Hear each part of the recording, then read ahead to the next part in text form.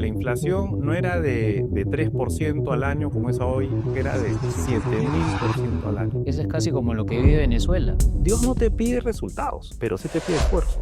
Voy a aplicar a la beca de la Fulbright, la beca del gobierno de Estados Unidos. Hay un americano que, bueno, te hace todas las preguntas en inglés. Y yo, no, de nuevo con el inglés.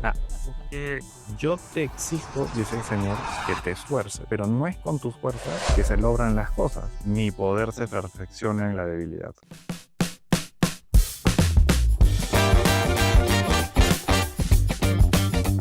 Bienvenidos al segundo episodio de Lead Inspira Podcast. Soy Kenny Wong y soy parte de la comunidad empresarial Lead.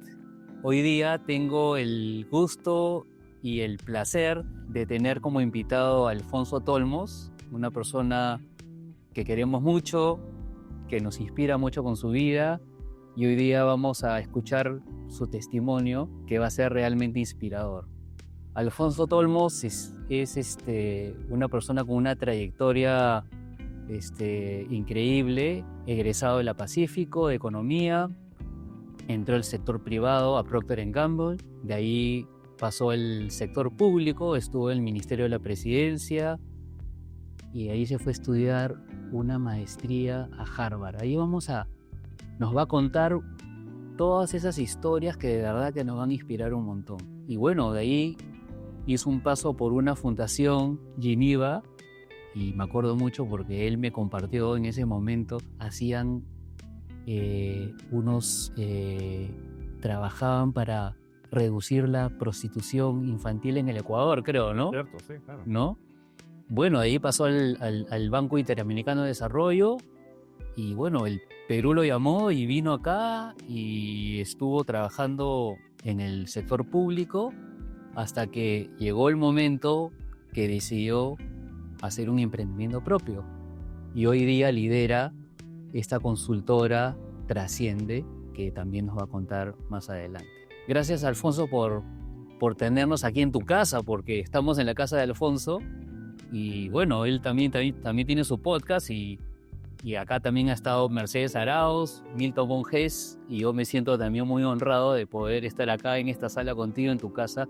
Alfonso, gracias por estar con nosotros en este episodio. No, muchas gracias, Kenny, en verdad, a toda la comunidad empresarial Lead. Muy, muy honrado de tenerlos acá en casa y muy contento de poder compartir el testimonio y este espacio para poder conversar un rato. Bueno, no solo eso, sino que también tenemos el honor de que Alfonso sea profesor invitado de un curso Negocios que Trascienden, ¿no? Son principios bíblicos para gestionar empresas con éxito, ¿no? Y de verdad que estamos muy honrados de que él esté también compartiendo, inspirando a las personas a través de este curso y es de mucha bendición. Bueno, Alfonso, empecemos a escuchar. Cuéntanos tu historia. Tú eres un egresado del Colegio Inmaculada. Cuéntanos cómo fue tu experiencia en ese colegio y anécdotas que tú crees que te fueron formando para el camino que recorriste, ¿no? Y hasta dónde has llegado en este momento. Bueno, Inmaculada, ya hace un tiempo tengo buenísimos amigos ahí. Aprendí mucho en el colegio, estoy muy agradecido a los jesuitas, que son quienes lideran el colegio. Aprendí mucho de ellos esta preocupación por las personas que están más necesitadas. Yo creo que me llevo ese aprendizaje y me lo llevo toda mi vida desde que salí del colegio, de esa preocupación, estar atentos, digamos, a cuál es la necesidad, ¿no? Yo creo que te inculcan muchísimo eso en el colegio y además también en ese colegio en particular inculcan mucho la amistad. Así que tengo amigos de verdad que del alma, hasta ahora, mucho tiempo después, pensamos diferente, lo que fuera, pero la amistad se ha mantenido. ¿Cómo decidiste tú o por qué elegiste estudiar economía y por qué elegiste la Universidad del Pacífico? Bueno, a ver, cuando yo elegí estudiar economía, estamos hablando del primer gobierno de Alan García. O sea, estamos hablando de fines de los 80s y en ese momento, para los que no se acuerdan o no saben, había una hiperinflación. ¿Qué significa esto? La inflación no era de 3% al año como es hoy, ni de 30%, sino que era de 7000% al año.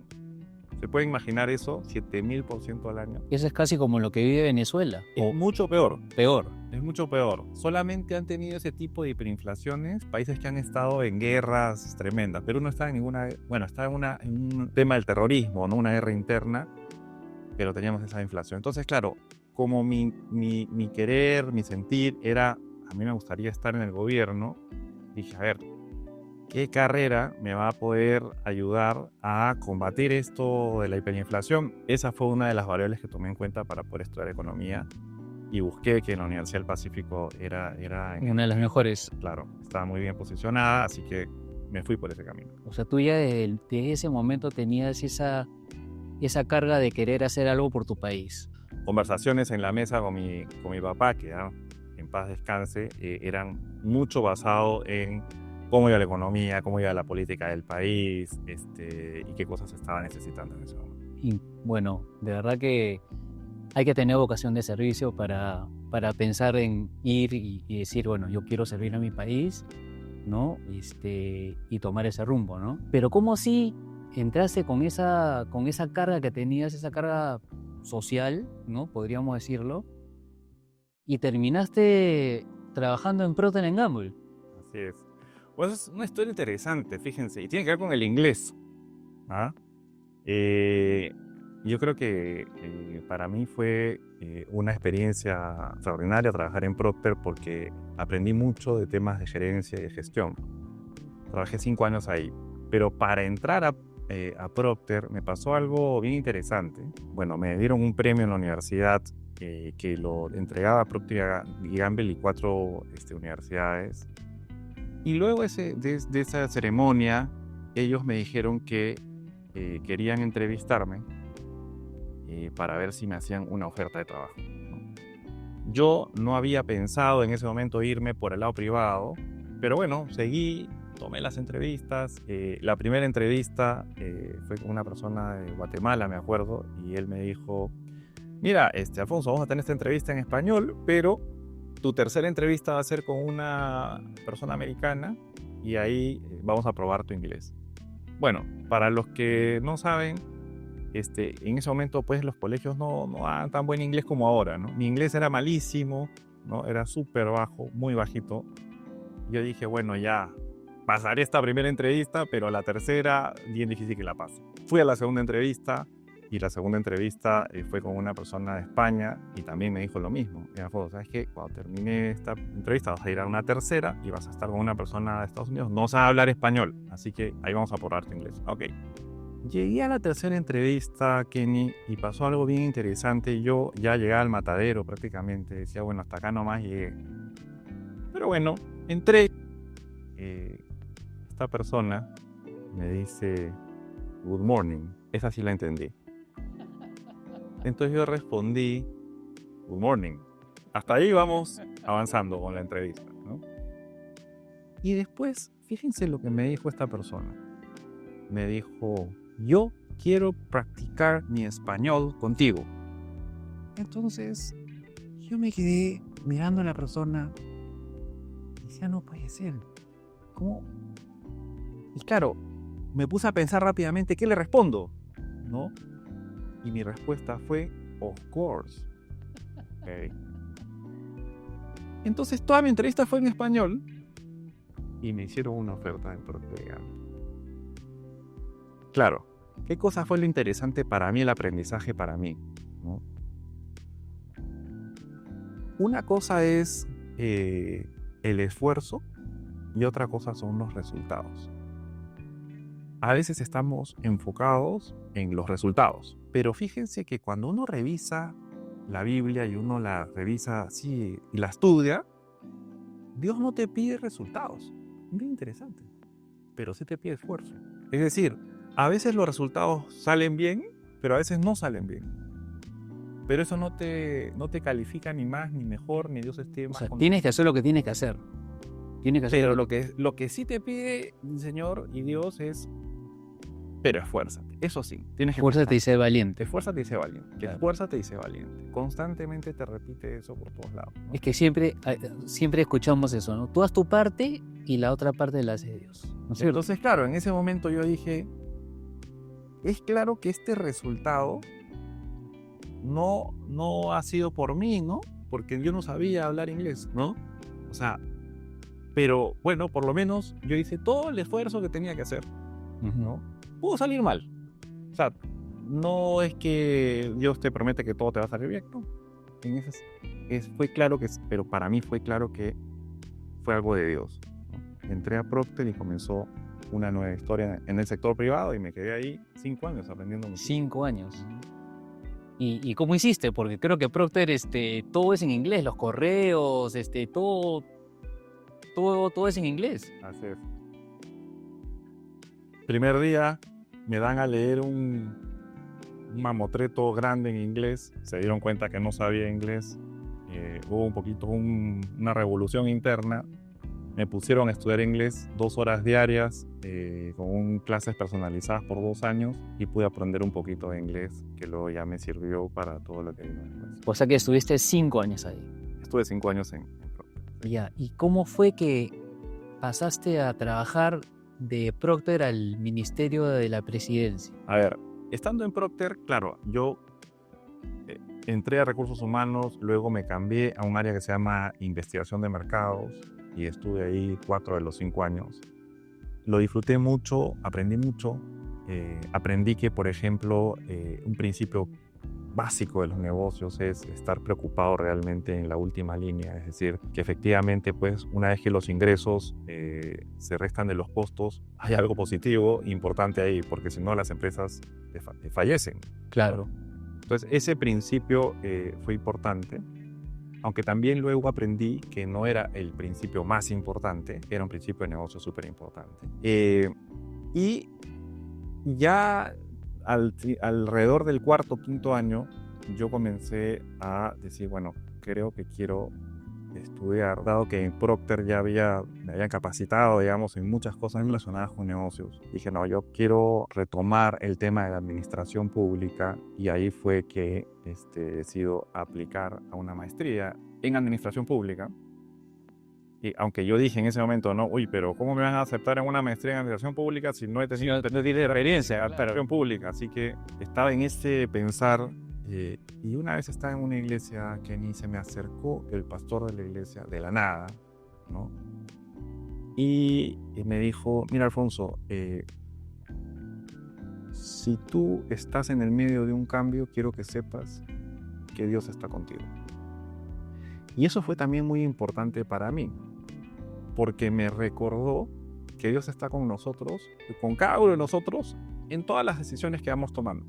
Así que eso como que me envalentonó y renuncié a Procter, ¿no? Claro, mis jefes en Procter decían, pero ¿qué te pasa? ¿Qué te hemos hecho? ¿Por qué renuncias?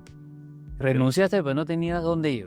No tenía dónde ir. O sea, solamente ya tú dijiste, tengo que hacer el cambio de... Estaba convencido y ahí fue que ya habiendo expresado, digamos, esa decisión, se abrió una nueva oportunidad. En la presidencia del Consejo de Ministros en ese momento estaban necesitando personas para todo el proceso de modernización y descentralización del Estado que se estaba formulando en ese momento. Ese fue en el gobierno de... Estaba Roberto Dañino como primer ministro. Un superministro, súper técnico. En el gobierno de Alejandro Toledo. De Alejandro Toledo. Primer año de su gobierno. Así que se abrió esa oportunidad después de que yo ya les había dicho a Procter que ya no seguía. Así que tomé esa opción y hice un giro. Tuve una experiencia ahí muy interesante en la PCM y después de esa experiencia es que ya me fui a hacer la maestría. ¿Y cómo nace esto de la maestría? A ver, cuéntanos un poquito. Yo la conozco la historia, ¿no? Pero quiero que le cuentes a la audiencia esa historia de la maestría y todo, porque hemos celebrado juntos. ¿Te acuerdas o no? Sí, claro que sí. Sí, fue algo tremendo también, ¿no? Para seguir un poquito la cronología, cuando yo ya tomo esta decisión y estoy en el gobierno, en la presidencia del Consejo de Ministros, entonces decido aplicar a la maestría, pero primero decía, ¿pero cómo voy a financiar esto? ¿No? Porque esas cosas son caras. Yo venía de una familia de nivel socioeconómico medio, bien ajustado, medio ajustado. Ahí tenemos una historia también que vas a dar testimonio, que es inspiradora también. Sí, y entonces, claro, no había recursos para pagar eso. Entonces decía, bueno, tengo que aplicar alguna beca. Y me pasó una anécdota bien interesante, Kenny, que fue que dije, bueno, a ver, voy a aplicar a la beca de la Fulbright. Es una beca del gobierno de Estados Unidos en su momento. Entonces, ahí uno tiene que aplicar, hacer sus ensayos, etcétera, ¿no? Y llega un momento en que llegan las entrevistas. Claro, mi inglés todavía no estaba... Ya había tenido un par de años de estudios y todo, pero no estaba pues todavía en un nivel tan bueno. Fue interesante porque cuando yo llego al esto de las entrevistas, estaba junto con otras 3, 4 personas más que también iban a ser entrevistados, y cada uno de nosotros tenía que entrar a un cuartito donde había un jurado, ¿no? Entonces entró el primero que le tocaba, yo estaba como en tercer lugar, digamos, para entrar. Entró el primero y a la hora que sale, yo le pregunto, ¿no? Un poquito ansioso, le digo, oye, ¿qué tal la entrevista? Me dice, bien, pero hay un americano que, bueno, te hace todas las preguntas en inglés. Y yo, no, de nuevo con el inglés, ¿por qué? No me sentía seguro con el inglés, ¿no? Dije, bueno, ya hasta acá. Entraré, pues, ¿no? Al matadero nuevamente con el inglés. Entra el segundo candidato y a la hora que sale, ¿no? Yo le digo, lo miro y le digo, en inglés, ¿no? Sí, me dice. Y se va, y mientras que va saliendo, de pronto se abre de nuevo la puerta y sale el americano y se va. Entonces yo entro y me encontré con un jurado peruano. No sé, se olvidaron de preguntarme cosas en inglés, pero todo fue en español. Así que gracias a eso me pudieron dar esa beca, ¿no? Y con eso Increíble. ya se abrieron todas las puertas. Hasta ese momento yo dije, ya con esto me voy a estudiar a esta maestría. Pero me dijeron, mira, danos tu lista de universidades a las cuales quisieras aplicar. Y yo les di entre ellas, les dije, bueno, mi sueño pues es aplicar. Yo quisiera la escuela de gobierno de Harvard, ¿no? Y me dijeron, mira, ¿sabes qué? No. A esa no. Pero ¿por qué? Porque esa nunca nos responde, nunca nos va a dar una beca. Ellos, como Fulbright, pertenecen al gobierno de Estados Unidos, y lo que hacen ellos es negocian con las universidades para que les den beca a sus becarios. Así que ahí ni lo vamos a intentar, porque ya lo hemos intentado y no funciona. Entonces me dije, bueno, ya aplicaré por mi cuenta. Y ellos me aplicaron, me hicieron, gracias a ellos, entré a otras universidades. Apliqué por mi cuenta. O sea, tú querías Harvard, o sea, tú querías ir ahí. Claro, entonces apliqué. Y es interesante porque en la aplicación de Harvard había una pregunta bien difícil. ¿Quieres una beca? ¿Sí o no? No, yo marqué que sí, de todas maneras. Claro, bueno. No sé por qué hacen una pregunta así. Sí, pues más obvia que no. Entonces, bueno, puse que sí y me dieron esa beca. Tuve que ir después a Fulbright a devolver la otra beca. No va a decir, ¿no? Pero nuevamente ahí el mensaje de fondo que yo recibía es, no es con tus fuerzas. Es decir, yo te exijo, dice el Señor, que te esfuerces, pero no es con tus fuerzas que se logran las cosas. Es evidente que se fue el americano, la otra persona me dijo para hablar la entrevista en español. O sea, hubieron varias cosas que pasaron aparentemente fortuitas, pero que a mí me decían que los resultados no están en mi control. Sí, yo puedo decidir esforzarme, eso sí puedo hacer. Los resultados un día vienen, otro día no vienen, pero claramente quien los da, para mí, estoy convencido de eso, es el Señor. Hay una persona de tu familia que te acompañó y bueno, no sé si la palabra, apostó por ti, ¿no? Creo que tienes un tío que fue importante en todo este proceso, ¿no? ¿Nos puedes contar un poquito acerca del tío? Sí, claro que sí. Bueno, mi tío también, que en paz descanse, mi tío Jorge. Estoy muy agradecido por todo lo que hizo él. Desde pequeño, como la situación en mi casa económicamente no era buena, no alcanzaba ni para cubrir la cuota del colegio en realidad. Uh-huh. Entonces, este tío, que era muy querido, él apoyaba a la familia, las personas que necesitaban. No solamente me apoyó a mí, apoyó a muchas personas en la familia. Y lo que él hacía era, como tú dices, un poco apostar, digamos, ¿no? Entre comillas. Él me ayudó a pagar, digamos, la universidad. Y después, claro, fue muy, muy bonito para mí que él me acompañe cuando me gradué de la maestría. Le dije, tío, tienes que venir acá a la graduación. Y él fue a Boston y estuvo conmigo en ese momento. Yo no me imagino el orgullo que debe haber sentido tu tío ahí parado en la grabación. Sí, estaba muy contento y mi papá también estaba ahí. Mi papá, con todas las problemas que había tenido, apostó también hizo decisiones buenas en el tema educativo, ¿no? Me puso en un colegio como la Inmaculada, por ejemplo, el cual era el exalumno, y siempre estuvo también ahí apoyando. O sea, claro, ¿no? Yo digo, ¿no? ¿Cuántos casos como el tuyo hay? Pero yo digo, no, o sea, tú tenías claro, te has esforzado y de verdad que no fue una apuesta, pues, ¿no? O sea, como dicen, nosotros en los negocios decimos, ¿no? Ha sido una inversión, ¿no? Y dio fruto, ¿no? Y de verdad que me puedo imaginar cómo se debe haber sentido tu papá y tu tío el día que tú te graduaste en Harvard en tu maestría, ¿no? O sea, debe haber sido una sensación increíble para ellos, ¿no? Y para ti también, ¿no? Porque también ha sido una honra que les has dado a ellos, ¿no? Es decir, misión cumplida también, ¿no? Entraste a trabajar a esta fundación porque creo que Jessica, tu esposa, estaba estudiando su maestría, ¿no? Así es. ¿No? Y ahí permíteme contar una historia más personal y que tiene que ver con la parte ya más familiar. Cuando estábamos en todo este proceso de irnos a estudiar allá, ¿no? Antes de irnos para allá, nosotros ya nos habíamos casado, nos casamos a los 20, yo tenía 25 años cuando me casé. O sea, ahora ya no se casan a esa edad, ¿ah? Y acabamos de cumplir 25 años hace poco, de casados.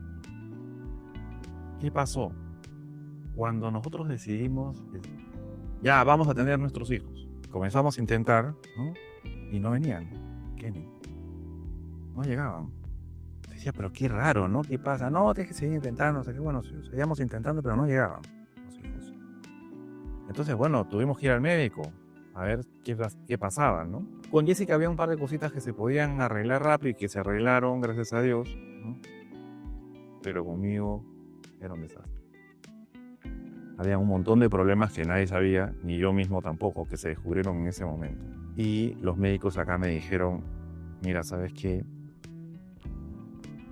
Está baja la probabilidad que tú puedas tener hijos. O sea, bueno, yo me quedé así. Y decía, qué raro. Porque nosotros cuando habíamos estado orando con Jessica, habíamos sentido muy fuerte que íbamos a tener 2 hijos. Un hombre y una mujer. Sí, decía, no puede ser. Acá hay algo que no está funcionando bien. Contamos ese testimonio antes de irnos a Estados Unidos a hacer las maestrías en la iglesia. Y dijimos, mira, los médicos nos acaban de decir que no. Pero nosotros creemos que sí. Y así nos fuimos. Llegamos allá y fui al hospital de Boston, ¿no? Como cuando tú entras allá te dan un seguro médico bueno, te permiten ir a buenos hospitales allá. Entonces me fui al hospital de Boston a revisarme nuevamente, ¿no? Entonces salí de la revisión y el doctor me dijo, oye, mira, en Perú te dijeron que la cosa estaba mal, ¿no? Bueno, tengo que ha empeorado. ¿Cómo que ha empeorado? Le digo. Mira, es muy baja la chance que tú puedas tener hijos aún haciendo un tratamiento de fertilidad. O sea, entre los que hacen tratamiento de fertilidad, tú eres de los que menos chance va a tener de tener hijos. Ahí sí ya me tocó. Porque dije, está dura la cosa. ¿Cómo es, no? Hay gente que tiene hijos y que no los atiende. Y hay gente que quiere tener hijos y tiene estas complicaciones, ¿no? Sí. Y yo me acuerdo que fue muy difícil. Estábamos ya allá y entonces estábamos rodeados de allá. Hay Christian Fellowships, son como reuniones de gente cristiana que estuvo en las universidades allá. Y contábamos nuestro testimonio y decíamos, pero si nosotros hemos dicho que sí vamos a tener hijos, ¿no? Y acá nos están diciendo que peor, que se cerró todo, ¿no? Entonces quedamos con Jessica y yo le dije a Jessica, mira, vamos a tener que orar una semana completa para que el Señor nos muestre qué hacer. El doctor nos había dicho que teníamos que seguir, si queríamos intentar, la fertilización in vitro, que es la más avanzada, era la más avanzada en ese momento. Ya Jessica me dijo, oye, ¿una semana? Oye, pero a mí es la que me van a pinchar no sé cuántas veces porque te tienen que poner un montón de hormonas, ¿no? No, mínimo 6 meses. 6 meses tenemos que orar. Antes de que yo decía meterme en todo ese proceso, ¿no? Digo, 6 meses, mucho. Ya llegamos a un acuerdo, vamos a orar un mes. Un mes con 30 días, ya está bien, 30 días. Nos pusimos a orar, que ni íbamos a una iglesia ya. Y le decíamos al Señor, ¿qué va a pasar? Tú nos has dicho esto. Era muy triste, ¿no? En ese momento, triste en el sentido de que decíamos, oye, acá cada vez nos dicen que está peor tú. A los 30 días me siento con Jessica y le digo, mira, ¿sabes qué, Jessica? Yo no tengo paz de hacer un tratamiento. No tengo paz, pero no porque había concluido que el tratamiento era bueno o malo. Ni siquiera había llegado a esa discusión ética. No. Simplemente que no tenía paz, que le iban a estar pinchando. La parte psicológica es difícil de manejar. Y ella me dice, Alfonso, estoy embarazada. Milagro. Quedé así. Fuimos al médico. Era un italiano. Dijimos, pero tú me has dicho que no puedes estar embarazada, ¿no? Y entonces el médico vio el caso y nos dijo en italiano, ¿no? Nos dijo, no sé cómo es bien la palabra, pero algo así como un milagrito. Uh-huh. Él mismo lo dijo, ¿no? Claro. Jessica perdió ese bebé. Nosotros le llamamos frijolito. Un día lo vamos a conocer. Porque lo perdió chiquitito, ¿no? No sé si alguna vez en mi vida lloré tanto. Estaba ahí en el río de Cambridge, que es bien bonito, ¿no? Y decía, puede ser que este río se inunde, digamos. Hasta que al tercer día de tanto llorar, se me acabaron las lágrimas, ya no había más. Se te acabaron las lágrimas. Pero había un conflicto interno mío, porque por un lado decía, pero ¿cómo puede ser? ¿No? Pero por otro lado decía, pero sí se puede. Claro. Porque todos habían dicho que no. Que no, Pero ¿quién es el dador de la vida? Al final de cuentas. Uh-huh. ¿No? Tuvimos que esperar, cuando una mujer pierde un hijo, tiene que esperar un tiempo para volver a intentar. Así que esperamos, creo que fueron 9 meses, para volver a intentarlo. Volvimos a intentarlo y salió embarazada. Nació Camila. Uh-huh. Al tiempo, cuando volvimos a intentarlo, nació Mateo. Dijimos, Señor, ya. Ahí están los dos, está. y hombre y mujer. Hombre y mujer. El Señor escuchó tus oraciones, las tuyas y las de Jessica. Así es. Entonces, cuando yo los veo a ellos, nuevamente, me acuerdo mucho del versículo que para mí es mi versículo favorito. Mi poder se perfecciona en la debilidad. En mi versículo favorito. ¿No? Porque yo he visto a través de mi vida que cuando soy débil, su poder se perfecciona. Por ejemplo, en el caso de mis hijos, ¿no? Cuando los veo digo, oye, pero yo no te voy a tener hijos. Pero ahí están, los estoy viendo, los he visto crecer, ¿no? Y así como eso, en diferentes Uh-huh. partes de la vida me he encontrado con este versículo, donde además Pablo dice, por eso cuando yo descubro una debilidad en mí, salgo a celebrar, porque el poder del Señor se perfecciona en esa debilidad. O sea, que él hacía fiesta, al revés, contraintuitivamente, que uno diría, oye, pero sin que celebrar, si me pongo a llorar. Pero Pablo se ponía a celebrar. Decía, uy, qué bueno, acá es donde el poder del Señor se va a perfeccionar. Increíble. Bueno, tu vida está marcada de un montón de sucesos así, ¿no? O sea, ¿no? Yo que conozco tu parte de tu vida, he visto que siempre Dios ha estado acompañándote en todo y hasta ahorita, ¿no? Hay otra cosa que también me marcó. Pero ojo, Kenny, ahí quería hacer una precisión, ¿no? Porque uno diría, oye, entonces me acompañó a mí y a otros no acompañó, ¿no? Y yo creo que ahorita estamos contando los resultados bonitos. Bonitos. ¿No? Pero también ha habido resultados difíciles, ¿no? Muy difíciles. Y yo creo que Dios no te promete resultados en esta tierra. A veces hay gente que se esfuerza mucho y no le fue bien. O a veces uno mismo, me ha pasado muchísimo, me esfuerzo un montón, me va muy mal. A veces me esfuerzo un montón, me puede ir muy bien, muy bien. Pero todo iba bien. Pero Claro. ya no me, digamos, yo sé que mi único trabajo es es esforzarme. Ujú. El resultado es por obra y gracia de Dios, ¿no? A veces están buenos los resultados y celebro. A veces están malos los resultados, también celebro. Por los dos lados. Claro, o sea, los fracasos tienen una parte de enseñanza, ¿no? Y también te forjan tu carácter, ¿no? ¿No? O sea, te enseñan mucho, ¿no?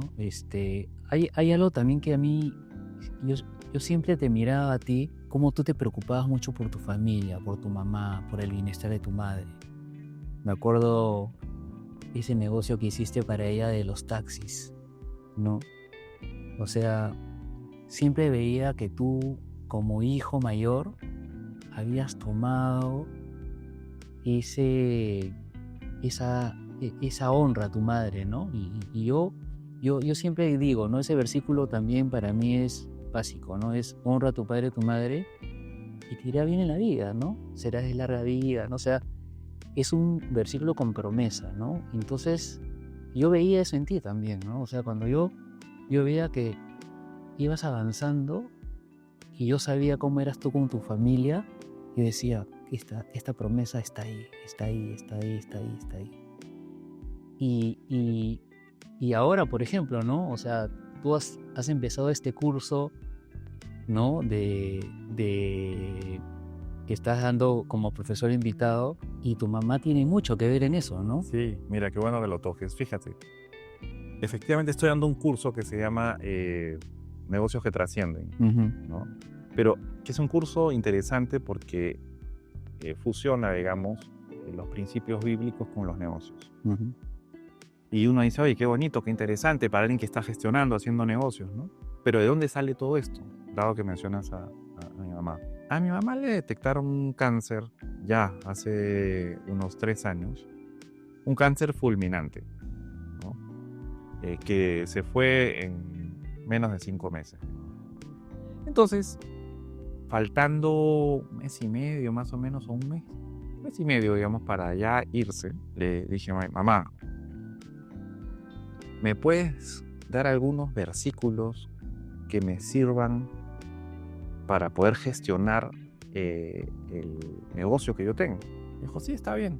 Entonces me pasó un versículo, el primer versículo, boom, de frente a la vena, decía, no amen el dinero, ¿no? Entonces era como, oye, pero mamá, pero claro, Es negocio, tú arrancas un negocio sabiendo que no puedes amar el dinero. Es lo que te dice Dios, ¿no? Entonces dices, wow, es otra forma de arrancar un negocio. Y así fueron avanzando los versículos, el 2, el 3, el 4, el 5, el 6. Versículo 40, no andes con malas juntas.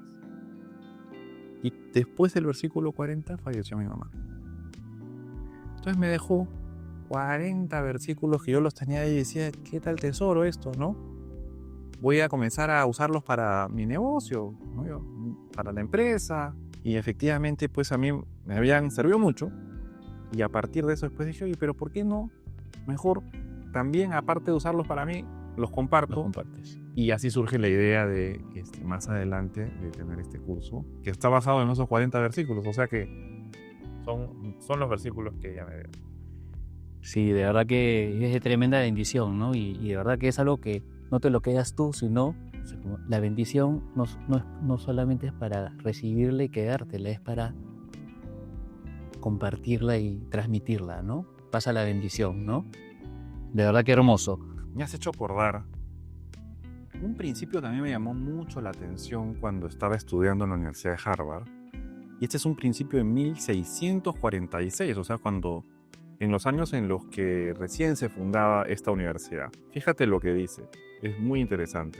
Que cada estudiante reciba una instrucción clara y se esfuerce por considerar que el objetivo principal de su vida y sus estudios es conocer a Dios y a Jesucristo, que es la vida eterna. Y por lo tanto, que Cristo sea la base de todo conocimiento y aprendizaje. Y viendo que solo el Señor da sabiduría, que cada uno se dedique seriamente en oración secreta a buscarla. Fíjate en un principio en el que se basa, porque este principio es de los preceptos y reglas de fundación de la Universidad de Harvard 1646. Con eso se arranca la universidad.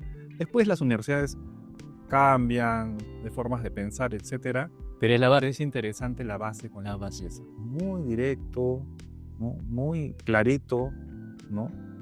De dónde nace toda la sabiduría y cuál debe ser el fundamento de todo el conocimiento. Bueno, Estados Unidos es un país que se fundó con fundamentos bíblicos. Así es. ¿Mm? Y me hace acordar ahorita otra cosita bien interesante. C.S. Lewis es un autor que es el que escribió Narnia, la película Narnia.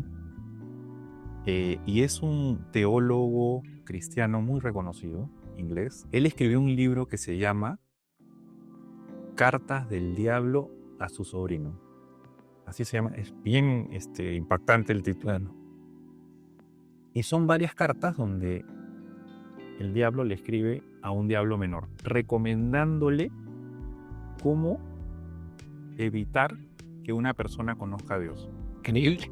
Es tremendo, porque una de las cosas que le recomienda es: no dejes que esta persona se meta a la ciencia, porque cuando tú te metes a la ciencia seriamente, vas a encontrar a Dios. Trata de que no se meta a la ciencia. Y claro, las universidades son pura ciencia, ¿no? Entonces, no, trata de que no se meta a la ciencia. Mira, el diablo recomendándole a su sobrino que la gente no se meta a estudiar, porque cuando tú comienzas a reflexionar y a razonar seriamente y científicamente, llegas a la conclusión de que hay alguien que es más alto que todos, ¿no?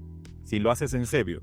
Bueno, los científicos no, la mayoría son agnósticos, ¿no? Y hay otros que Que tratan de encontrar la explicación científica para todo, ¿no? Pero en realidad nosotros sabemos que te lleva a Dios, ¿no? Es lo que decía ahí. Pero bueno, eso para digamos, conversar un poquito de este principio sobre el cual es fundada una universidad importante en el mundo, ¿no? Pura ciencia. Bueno, Alfonso, y bueno, ya después de Harvard,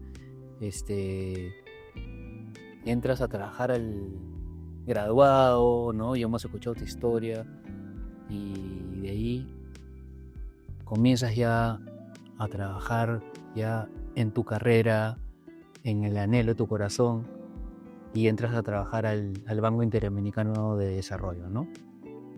Al BID, allá en Washington, ¿no? En Washington, D.C., ¿no? Cuéntanos tu experiencia, cómo sí llegaste, entraste ahí, cómo llegaste ahí. Cuéntanos un poquito de esa experiencia y lo que el Señor tuvo preparado para ti, ¿no? Bueno, estábamos en Syracuse, que es una ciudad que queda en el estado de Nueva York. Yo ya había terminado de estudiar y se me acababa la visa, ¿no? Jessica también estaba terminando de estudiar una maestría que estaba haciendo allá. Y ya nos tocaba regresar a Perú porque se nos acababa el tiempo y el plazo allá. Y la única forma de quedarnos allá era que alguno de nosotros trabaje en una organización tipo, por ejemplo, el BID. Entonces, bueno, yo mandé mis papeles al BID y me hicieron una oferta. Y me dijeron en esa oferta que me iban a pagar muy poco. Y yo estaba molesto. Bueno, egresado de Harvard, ¿no? O sea, qué pena, ¿cómo me van a pagar así? Caramba. Pero la persona que me hizo la oferta me dijo: seguro que se abrirán oportunidades acá. Acepta, Alfonso, acepta. Entonces, bueno, al final yo acepté. No era, digamos, el sueldo que yo estaba esperando, pero acepté. Y fue una experiencia muy buena, ¿no? Después de un año de estar allá, pasa algo bien interesante porque se abrieron efectivamente oportunidades y ya se pudo regular toda la parte del sueldo. Y me terminé quedando en el BID 6 años, pero de los cuales los 2 primeros los hice allá en Washington y luego se abrió una posición en Perú y en otros países de Latinoamérica. Y tú elegiste Perú. Entonces yo quería regresar a Perú. Tu corazón estaba en el Perú. Conversando con Jessica me dice que quería quedar allá, y bueno, conversamos y dijimos, ya, vamos a regresar. Y en el IN me dijeron, pero ¿estás seguro? Porque si tú te regresas a Perú, te vas a regresar como local, porque tú eres peruano. No como expatriado, si estuvieras en otro país, Exacto. ganabas, país, te pagan... Te vamos a pagar el doble. Claro. Pero bueno, decidimos regresar a Perú y bueno, y me quedé, digamos, en total 6 años en el BIT. Cuando ya llegaba al 6º año, me pasó algo parecido que lo que me pasó con Procter, que conté antes, ¿no? Yo quiero irme a trabajar al gobierno. Entonces en el BIT me decían, ¿pero por qué te vas a ir? ¿Qué te hemos hecho? Y decía, no, yo creo que tengo que irme a trabajar al gobierno nuevamente. ¿no? O sea, tú querías pasar al otro lado del mostrador. Claro, entonces el BID me decía, oye, pero si más bien las personas que están en el gobierno quieren venir al BID y tú te quieres ir a trabajar al gobierno, ahí no vas a durar y pasan todos estos problemas. Y la verdad es que fue una decisión difícil, pero en el mail de despedida que yo puse del BID cuando tomé la decisión de irme del BID, ¿no? Un mensaje importante que yo había ido aprendiendo en la vida. Dije, no se preocupen, pues todos estaban preocupados por mí, qué me iba a pasar ahí en el gobierno, ¿no? Le dije, no se preocupen, que todo está bajo control, solo que no está bajo mi control. Entonces, eso fue bueno para mí mismo, porque efectivamente nada estuvo bajo mi control en el tiempo en que estuve en el gobierno. Pasaron 1000 cosas muy lindas, cosas también muy fuertes, ¿no? Estuve primero en el Ministerio de Economía, luego en el Ministerio de Inclusión Social. Ha sido difícil trabajar en el gobierno en ese tiempo, pero para mí ha sido una experiencia tremendamente edificante a pesar de todos los vaivenes, y que ha quedado guardada en mi corazón como algo bueno y positivo, a pesar de lo difícil que fue y de las cosas a las que tuve que enfrentar. Bueno, trabajar en el gobierno no es fácil, ¿no? O sea, es mucha política. Hay mucha política, muchos intereses, ¿no? Sí. Entonces, es difícil, ¿no? Sí. Y también, ¿sabes qué, Kenny? Pero fue importante porque conociste el estado por dentro y cómo se mueven las cosas, ¿no? Así es. O sea, todas las cosas, ¿no? Las cosas bravas, las cosas de todo tipo. Por un lado fue penoso ver algunas cosas que efectivamente no caminaban bien. Por otro lado, fue muy enriquecedor ver partes de gobierno que sí funcionaban, que no se ven en la televisión, ¿no? Gente muy comprometida, gente que entrega todo, gente muy sacrificada. En el gobierno trabajan, vamos a decir, 1,5 millones de personas, ¿no? Los que salen en la televisión y no se ven muy bien son pocos. Muchos no se ven y son parte de ese 1,5 millones de personas que representan 1,5 millones de familias. Y gente muy comprometida y muy sacrificada. Yo me llevo muchísimas buenas impresiones de personas que trabajan en el gobierno. Te cuento una anécdota que me pasó muy linda. Cuando yo salía del MIDIS, llegó un momento en que ya llegó el tiempo de salir del Ministerio de Inclusión Social. Me tocó ser viceministro en su momento. Y fíjense, cuando yo entré a esa posición, una de las primeras cosas que hice, yo tenía una pizarra. Esas pizarras que tú apretas un botón y se va y aparece, o sea, ¿no? Se mueve y aparece en blanco. Ajá. Y luego vuelves a apretar y se mueve y vuelve a aparecer lo que estaba escrito. Así es. Entonces, escribí en toda esa pizarra 1 Corintios 13. Para los que no conocen, ¿qué cosa es 1 Corintios 13? Habla del amor, pues, ¿no? Es todo lo que se le llama el himno del amor. Ajá. Ese es el versículo que lo leen en todos los matrimonios. Así es, ¿no? El amor es sufrido, el amor no envanece, no se jacta, no es orgulloso, no espera de los demás. Es un versículo potente. Fuerte, bien retante y bien desafiante. Yo los puse ahí, todito los escribí. Y apreté el botón y se escondió todo eso y tenía mi pizarra en blanco para que cuando venían a trabajar hacia ahí, ¿no? Usaba mi pizarra. Pero cada cierto tiempo yo apretaba el botón y aparecía todo 1 Corintios 13. Entonces ahí estaba yo y de pronto la gente miraba así, ¿no? Y leía. Después yo lo volví a apretar y desaparecía. me contaban, ¿no? Que habían líos internos con muchos sitios de trabajo. Claro, problemas interpersonales, relaciones. Personales, adversarios, de todo había, ¿no? Pero me acuerdo que había una persona muy adversaria conmigo, digamos, que se enteró de esto, de De esta pizarra, la esta pizarrita, ¿no? Entonces me cuentan que un día fue así, medio escondidas, y apretó el botón y se lo leyó completo. Y yo estaba contento de que lo haya leído, ¿no? Igual después pasaron varias cosas ahí duras, pero... La palabra no huele vacía, dicen, ¿no? ¿Y qué pasó? Fíjate qué interesante. ¿Cuál es la anécdota bonita de todo esto? Terminó mi periodo, terminó, digamos, el momento en que yo tenía que estar ahí, mi equipo, ¿no? Me hizo un almuerzo de despedida. Entonces, bueno, yo estaba emocionado por todo lo que había significado para mí trabajar realmente en el gobierno. Y estábamos todos ahí almorzando y termina el almuerzo y una persona que trabajaba conmigo en el equipo me dijo, queremos darte un presente, ¿no? Y dije, bueno, típico que uno se va a dar un presente, una cosita, una bonita, ¿no? ¿Y sabes lo que saca? Te lo voy a enseñar. Eso que está ahí, ¿qué no? No sé si lo ves. Sí. 1 Corintios 13. 1 Corintios 13. Ellos mandaron a hacerle una plaquita. Ajá. Y me lo dieron. Tremendo. Entonces yo me quedé ahí y decía, me quedé realmente en shock, ¿no? Porque no me lo esperé, no me lo esperé por ningún lado, ¿no? Así que ya no me pude ni despedir porque me emocioné, digamos, ¿no? Y me tuve que parar y decir, chao, chao, muchas gracias. Y me fui con mi plaquita. Pero fue el mejor regalo para mí, ¿no? Porque acá la tengo, mi plaquita, ¿no? Y siempre me la acuerdo, digamos, de esta misma persona que me hizo la entrega, digamos, de la plaquita. Hace poco tiempo, pocas semanas me llamó y está yendo ahora a la iglesia con sus 2 hijas. Es muy interesante las cosas y en los tiempos en los que Dios hace su cosa.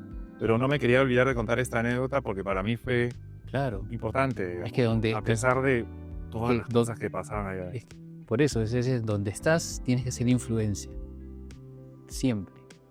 Y hablando de influencia, decides tú hacer un emprendimiento propio y a salir de trabajar el Estado y formas esta consultora que se llama Trasciende. Trasciende, sí. ¿No? Ya hemos cumplido 11 años de vida.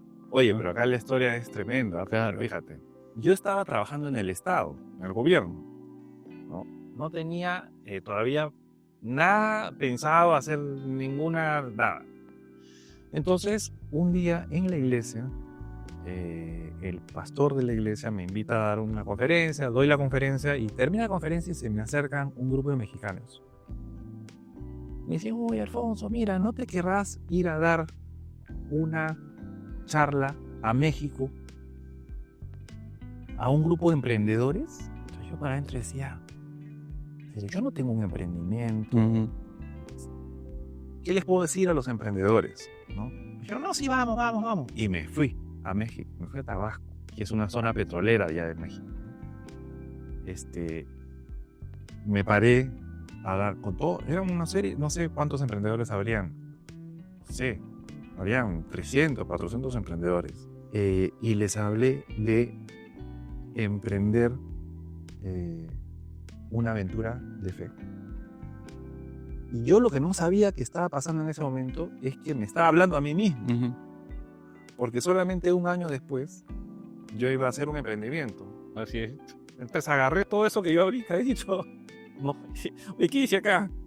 Número 1, emprender con propósito. Yo mismo les había dicho, pero claro, era una cuestión teórica, ¿no? Teóricamente, ¿no? Uno tiene que emprender con un propósito. No puedes emprender por la vida, así, ¿no? Tiene que haber un propósito, porque eso te va a dar... Trabajar es difícil, pero emprender con un propósito te permite levantarte y decir, oh, me voy con todo. Claro, tienes un objetivo, ¿no? Tienes un objetivo de vida que te mueve, ¿no? Y emprender es una palabra fuerte, ¿ah? Cuando tú ves y buscas de dónde viene, viene de acometer. La palabra emprender viene de acometer. Acometer ya no es una cosa de, no es emprender, no es yo estoy pasivamente, no es, sales con todo, ¿no? Acometer, digamos, en la batalla, ¿no? Entonces, pensando en emprender con propósito, yo estaba llevando un libro que se llama, un curso que se llama Discipulado, parte 5. El libro 5. Yo ya había llevado el Discipulado parte 1, parte 2, parte 3, parte 4, parte 5. Esta es la última, ¿no? ¿Y cuál era el título de ese Discipulado? Liderazgo trascendente. Entonces de ahí dije, esta palabra trascendente, por acá tiene que venir la cosa. Así que es interesante porque es el libro que es escrito por el pastor Lai y también el pastor Cristian Amoretti ha estado ahí también ayudando. Pero el pastor Lai dice que el que describe, digamos, el centro, la base de todo eso, ¿no? Te dice que el liderazgo, fíjense cómo lo describe, ¿eh? Es contraintuitivo. Porque hablamos mucho de liderazgo ya, pero ¿qué dice ahí? El liderazgo tiene que tener 3 características. Ser compasivo. Ya de ahí nomás de arranque uno dice, ¿y cuántos líderes realmente están buscando ser compasivos? ¿No? A veces lo dicen, pero en el fondo, o sea, la motivación real a veces no es la compasión, ni el amor, ni nada, ¿no? Entonces, primera característica del liderazgo trascendente es que es la compasión y el amor por los demás. Segunda característica, la humildad. Tampoco se predica eso por ningún lado. O sea, uno se va a llevar un curso de negocios, de empresa, no sé qué, liderazgo, no sé qué, sí, tienes que ser humilde. No te lo encuentras. No te encuentras con esa característica así nomás.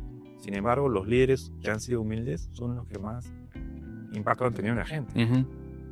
Son los que más llegan a la gente. Así es. Y además la humildad, ahí quiero reforzar una cosita, ¿no?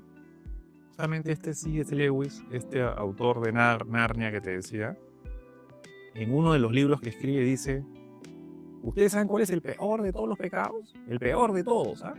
Si ustedes tienen que listar, rankear todos los pecados, el más bravo de todos, el orgullo. ¿Y qué cosa contrapone al orgullo? La humildad. Pero ¿quién es normalmente un líder?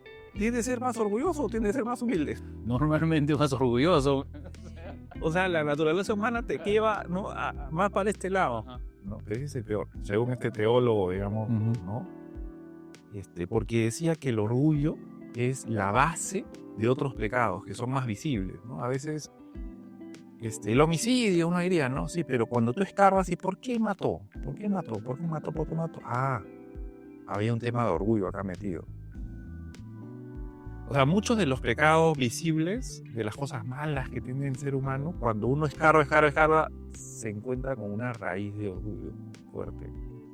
Pero ahí tenemos que estar atentos todos. Entonces, esa fue un palo para mí, ¿no? Primer palo, la compasión. Segundo, la humildad. La humildad. Y el tercera característica, no esperada tampoco por nadie, digamos, la mansedumbre. ¿Mansedumbre? Una persona con mansedumbre es una persona que no se queja. No se queja.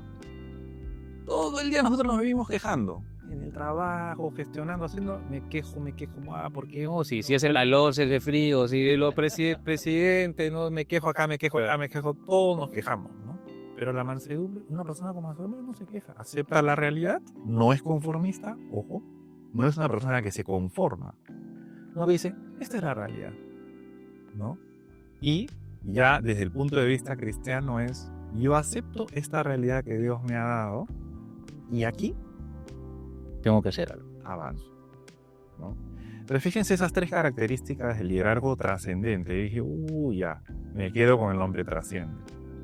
Así que trasciende es el nombre de la empresa, de la consultoría. Es el ADN de tu empresa, o sea, de tu emprendimiento. O sea, ¿y has trascendido o no has trascendido? Me reta, ¿sabes? Bueno, reta. Pregunta, claro. Por ejemplo, ¿no? Me reta muchísimo porque, claro, yo no puedo decir que en ninguna de las 3 destaco, ¿no? Pero sí, por lo menos, me quedan ahí como rumbo, digamos. Y ya, por ahí es la cosa, ¿no? Hacia allá tengo que apuntar. Me caigo, no me va bien con alguna de las 3, con las 3 a veces, ¿no? Recalculando, pero Pero ese es software, ¿no? Hacia allá tengo que seguir avanzando, hacia un liderazgo que trasciende.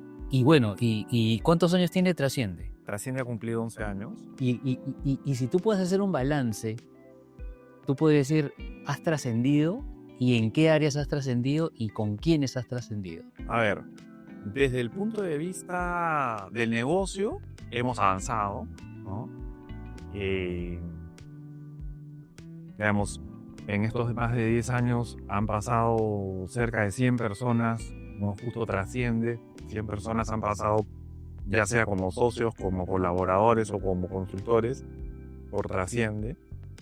Hemos podido hacer consultorías en Perú principalmente, pero también en más de 10 países. Entonces, han habido avances desde ese punto de vista. En el punto de vista de los negocios, avanzó. Pero también nos pegó durísimo el COVID. Nos pegó durísimo. Me pegó durísimo cuando mis primeros socios se fueron de Trasciende. O sea, han habido momentos de liquidez tremendos también, ¿no? Pero hemos podido avanzar y acá estamos, bien encaminados, digamos. Pero claro, la pregunta de trascendencia va más allá. O sea, yo te hacía esa pregunta porque en tu corazón siempre estuvo servir a tu país. Es más, decidiste venirte en el BID al Perú. Pudiste haber escogido otros países, ¿no? Decidiste venir al Perú, ¿no? Porque ya desde chico tú tenías esa carga por el país, ¿no? Del gobierno de Alan García y todo eso, ¿no? Por eso decidiste estudiar tu carrera, economía, ¿no? Te has preparado, tu corazón siempre estuvo mirando en servir a la patria, ¿no? Y regresaste y ahora has formado esta empresa y tu empresa se llama Trasciende y por eso la pregunta era, ¿has trascendido de toda la historia, todo lo que nos has contado, has trascendido ahora haciendo cosas que tu corazón deseaba por tu país? Bueno, sí, o sea, sí he hecho cosas que mi corazón desea para mi país, definitivamente. Yo creo que esto de la trascendencia se verá en su momento, ¿no? Pero sí hay un principio, una parábola bien bonita, que la resumo rapidito, y que es la parábola de las 100 ovejas, que para nosotros como Trasciende ha sido clave para entender por dónde va la trascendencia también, para nosotros. Dice que había una vez un pastor que tenía 100 ovejas y se le perdió una. ¿Y qué hizo ese pastor?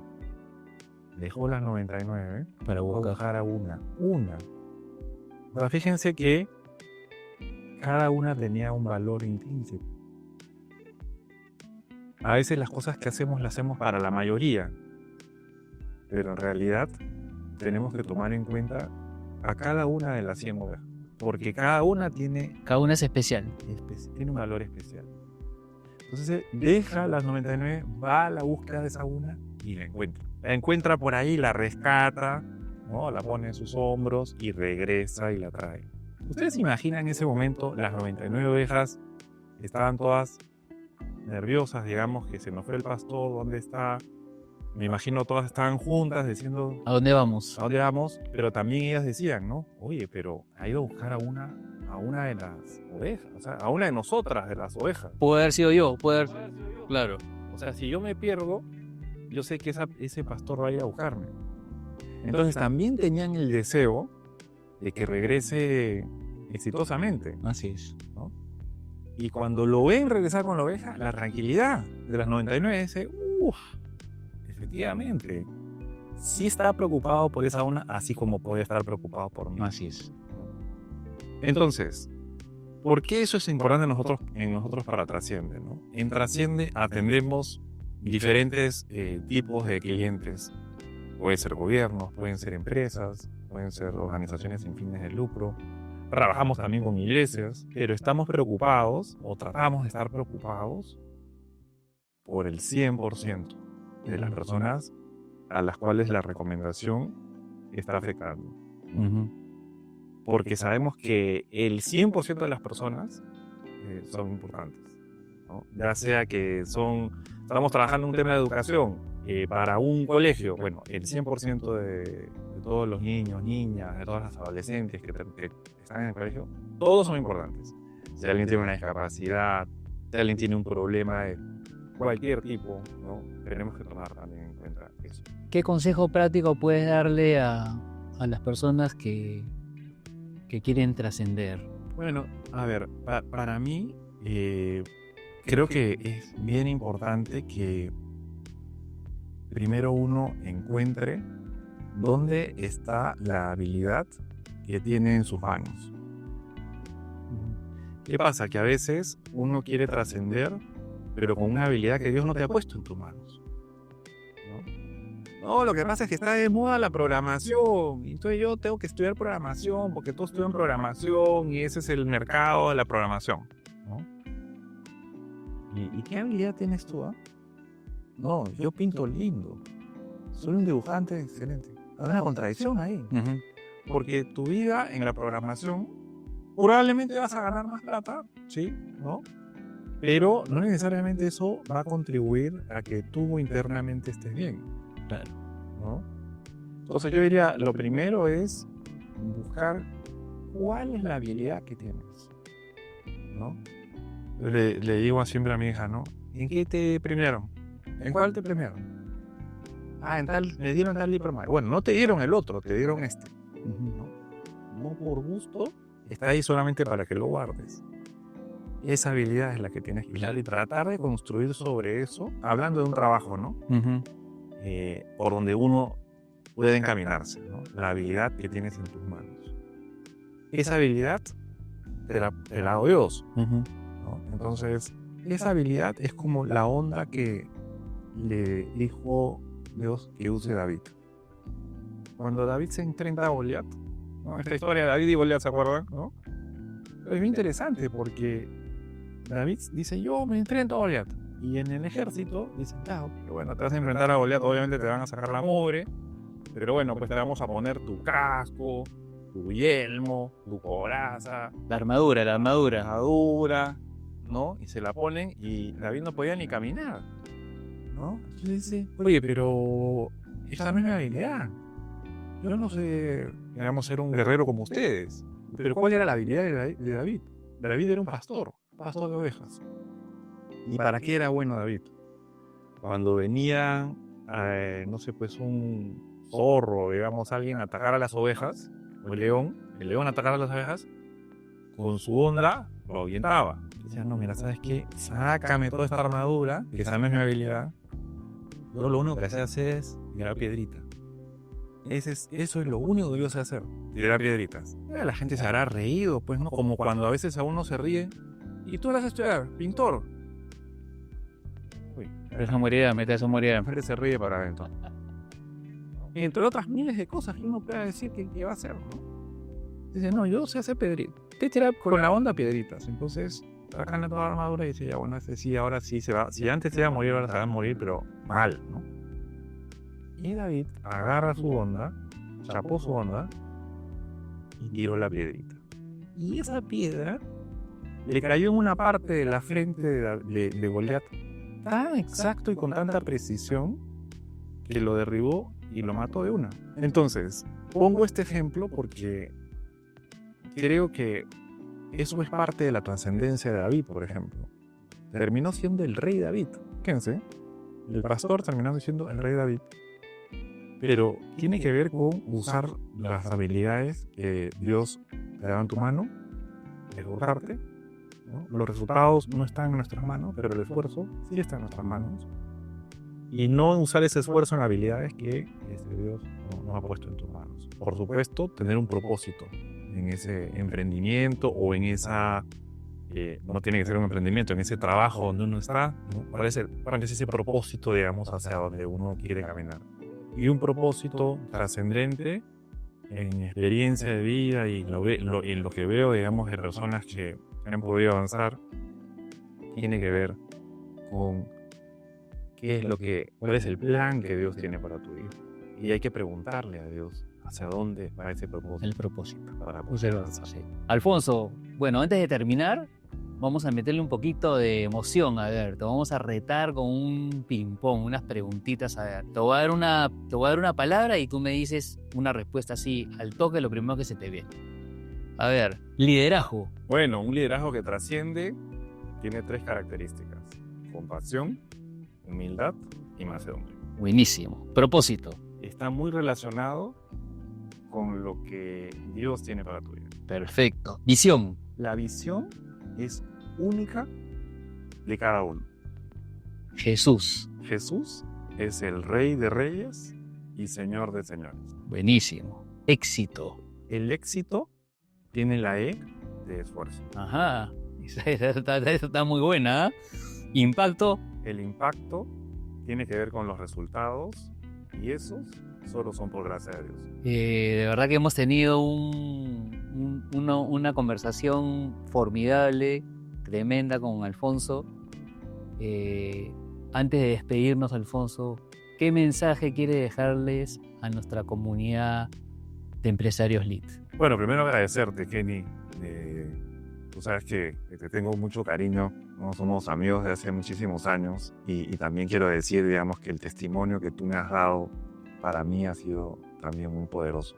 Gracias. Quería agradecerte a ti y a toda la comunidad LEAD de empresarios. El mensaje que puedo compartir con ustedes tiene que ver con dos cositas con las que empezamos el curso y con las que terminamos. Y la primera es, que lo dije hace un momento, todo emprendimiento no puede empezar amando el dinero. O sea, lo primero, digamos, es hacer un emprendimiento, pero siguiendo el principio de sin amar al dinero.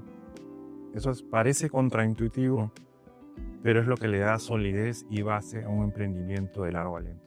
Y el segundo mensaje para un emprendimiento y para una gestión en general es: las malas juntas tenemos que evitarlas de todas maneras, porque las malas juntas lo que hacen es darnos malos consejos. Así es. Entonces tenemos que buscar buenas juntas que nos den buenos consejos porque los necesitamos. No estamos solos, estamos en el medio de una comunidad justamente, ¿no? Así vos hablando de sensibilidad de empresarios. Tenemos que juntarnos y buscar gente que nos pueda dar buenos consejos y no más. Muchas gracias, Alfonso. Nos quedamos con muchas experiencias enriquecedoras de que serán de gran bendición no solamente para mí, sino para la comunidad empresarial LEAD.